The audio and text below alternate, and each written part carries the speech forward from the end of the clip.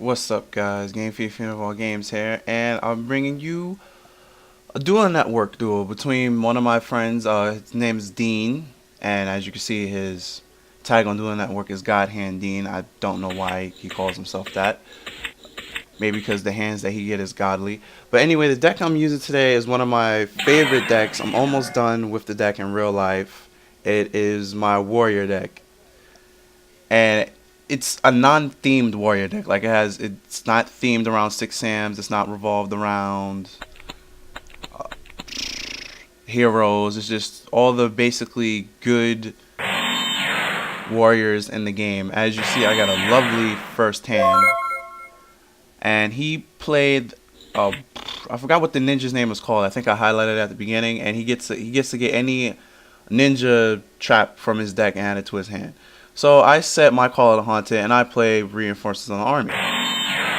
And the goal of this deck mainly is to either get Colossal Fighter on the field or Driven Daredevil, or put some type of lock with the two Marina captains, or the new, what I like to call, Ghetto Lock, which takes a Driven Daredevil and a Command Knight. And right here I use Reinforcements of the Army to get my Photon Thrasher, so I get my first turn on Colossal Fighter.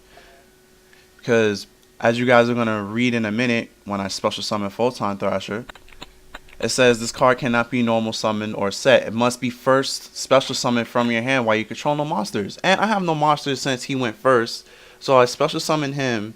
Then I normal summon the only 4-star warrior tuner in the game.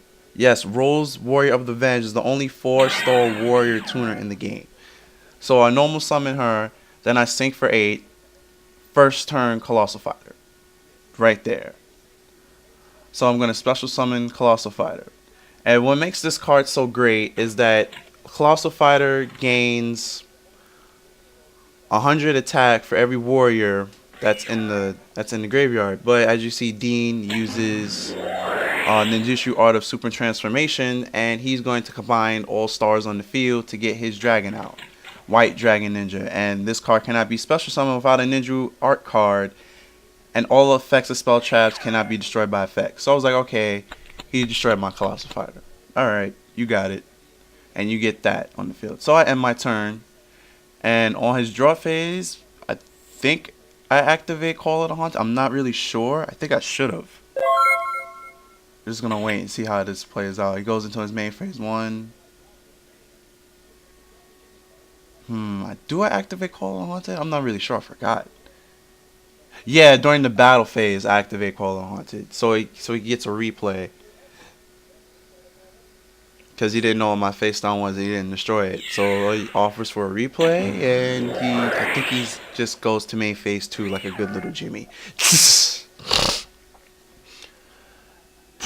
But yeah, the deck that Dean's using is a ninja / dragon / chaos deck, which I was confused what it was halfway through the second duel we had, because this is the best of 3. We had a match. He won the first one.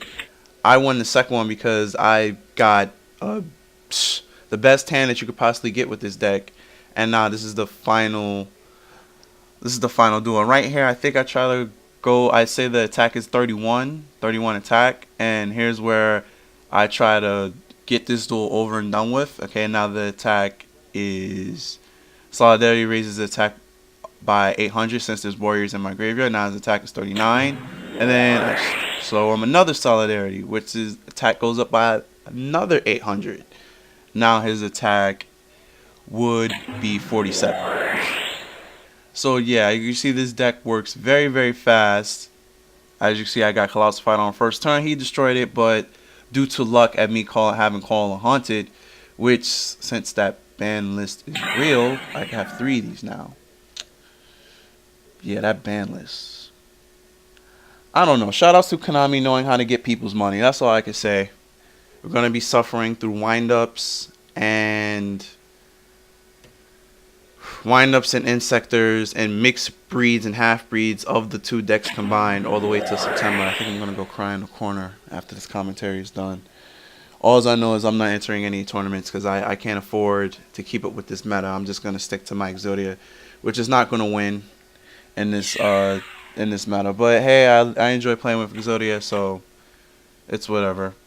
Right there, he activated the famous trap card called Phoenix Chain. He's activated it on Colossal Fire. Thing about Phoenix Chain, when I see people do when Phoenix Chain gets activated, I never see people turn their monster into defense mode. Like I'm saying, like next turn, not the turn that they attacked, because obviously if you attacked, you can't switch the defense, you can't switch the battle position. But normally when, like, say if I use Phoenix Chain and I use it on like a random or somebody, they won't turn it in defense mode. I was like, I guess it's like the chains that's in it. Like, you know, Shadow Spell says you cannot change the attack position, but I guess the chains that represent the card maybe gives them the illusion that you can't change the attack position. But no, you can't change the attack position. I rarely see people do it. Obviously here I'm not going to change the defense position of Colossal Fighter because he's sitting there chilling with 16 plus 28 attack since he loses the effect. And right here, this is where Dean sinks for 6 to get Brio. I'm assuming, yeah, he normal summon effect Veiler, and Planetary Dragon is at 5 stars. So he sinks for 6 to get Brio out, and I think he's gonna return Colossal Fighter to my extra deck. That would be the smartest thing to do here, and I'm assuming that he does that. I don't know why. It's funny. I can remember all the Gears of War games that I've played in the back of my hand, but every time I do a Yu-Gi-Oh match, I can never remember play by play of what happened. But yeah, he returns Colossal Fighter to my extra deck, and I was like, fine, that's all good, but Obnoxious Celtic Guardian sitting here chilling with that giant sword at 3,000 attack, and plus he can't be destroyed anyway by monsters that has over a 19 attack. Okay, it bees like that sometimes. Really, he's just gonna he's just sent it to my hand. All right, so I'm left naked, and it looks like I'm gonna take this 23 free of charge. At least there's no taxes involved.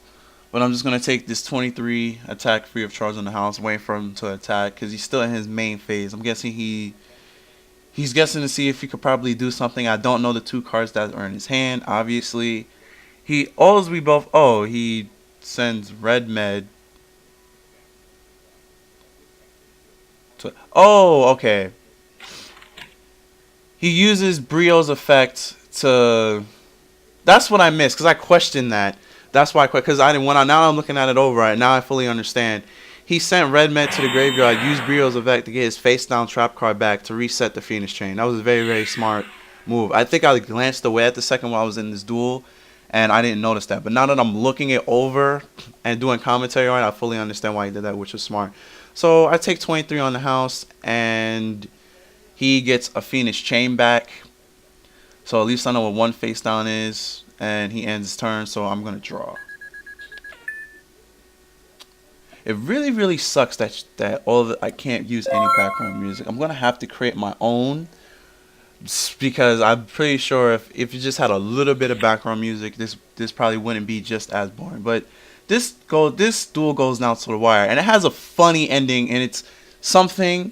When I see a 15 card extra deck, I'm thinking staples, but thinking that all types of staples are in the 15 extra deck. So the ending play I'm never probably ever gonna do again. Just the chances are that of it happening to me again.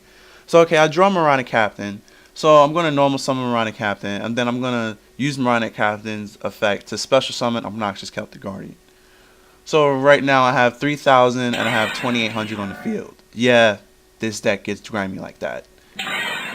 So I use Moronic Captain, I attack Brio.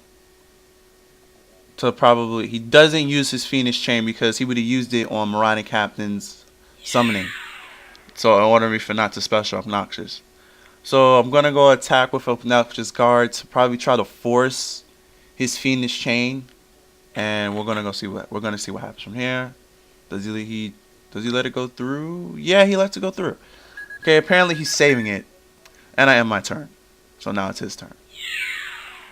So what is GODhandDean Dean going to do? 2 cards in his hand, a Phoenix Chain face down, and a blank continuous trap card that he can't use. That's the only bad part about the ninja trap cards. They can only be used once, and then their trap card stays there for the rest of the game because it's continuous.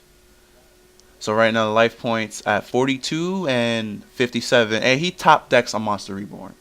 Can't get mad at top decks. We all get lucky top decks at a time. I posted a picture on my Facebook. I think I'll put it to my Twitter that I Lightning Vortex a Lightsworn field, and he had 2 wolves, a Judgment Dragon, and 2 other Lightsworn monsters that I can't remember off the top of my head, and I Lightning Vortex them. But he Monsters Reborn Red Med, which I think shouldn't be. I think Red Med should not be able to be special summoned like in that under condition. I think his special summoning should only have the only condition, as the only way to special summon him is to banish one dragon monster that you control from play. But it's whatever. It works good both ways because I actually use the card. I actually have a dragon deck, but I just feel that it would be more fair if it had that only special summoning condition.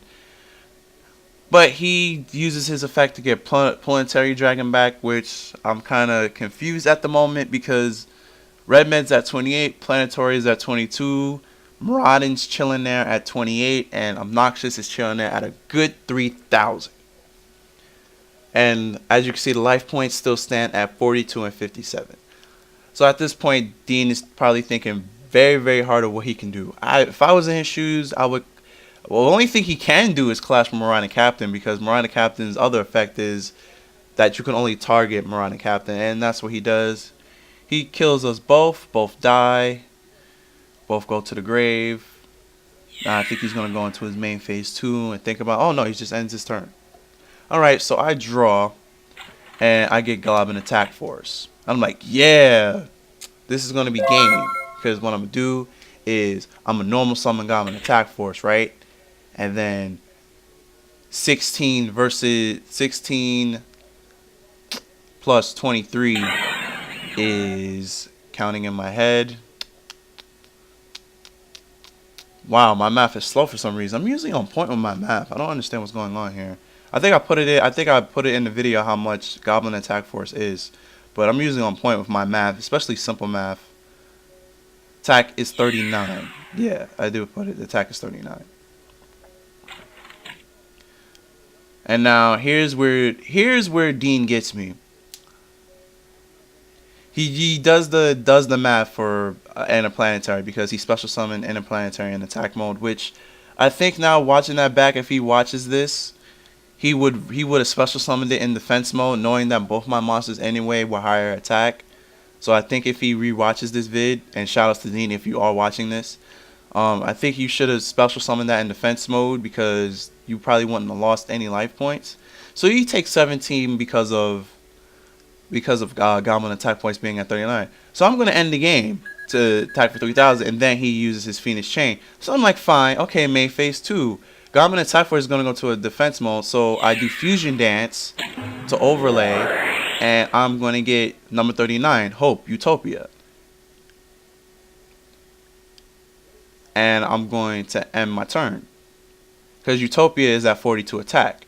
So he draws, and by the grace of top decking, look at what he gets. A Mind Control. I was like, okay. So I changed control. By the way, I didn't know, I'm not sure if this is true or not, but if you use Mind Control on XYZ monster, do you get the XYZ monster and all its attachments? I'm assuming so, because on Dual Network he took my whole crap. And he just puts number C39 Utopia Ray over my Utopia, because all you need to do to special summon Utopia Ray is either have 3 lights, stack them, or just have Utopia. And he just has Utopia. So I'm like, fine, whatever. I draw DD Warrior Lady, and I normal summon her, because I'm going to attack but not use the effect. And he pays half of his life to negate my summon. So I lose. He was holding on to the solemn judgment, or aka God's judgment, but due to religious reasons you can't put the word God, because or religions play this game. So he pays half your life. I'm waiting for him to deduct pay the cost, because nothing goes through until you pay the money. Transactions aren't finalized until you pay that money. And then he pays the money, it gets finalized. So I have nothing to do here because that was my normal summon. Can't special summon. So I'm forced to end my turn. And then I go, here's to you not top decking a monster, because Utopia Ray is only at 25. If he doesn't top deck a monster, I still have one more turn, because as you see, I have Trident Warrior in my hand. So Trident Warrior can easily just wipe the field clean with number C39. He draws, he views his graveyard, he removes one light, one dark, and it's just GG's. Dark Flare, it's just GG's. Gets GG's, and I lose. And he's going to attack for both, and that's game. Well, anyway, that's it for this battle. It's a lose, but it was a close fight. It was an interesting fight. It came down to the... Look at what we have. Dean has no hands. I have one card in my hand. So look what it came down to. And yes, of course, I admit defeat, and I lose. But anyway, that's the end of this video. Shoutouts to GODhandDean, his ninjas, dragon / chaos deck. And if you guys want the deck profile for this warrior deck, feel free to give me at least 5 likes, and I'll be sure to bring it to you. But that's it. I'm Fiend Vs GODhandDean, guys, and I'm out of here, guys. Later, peace.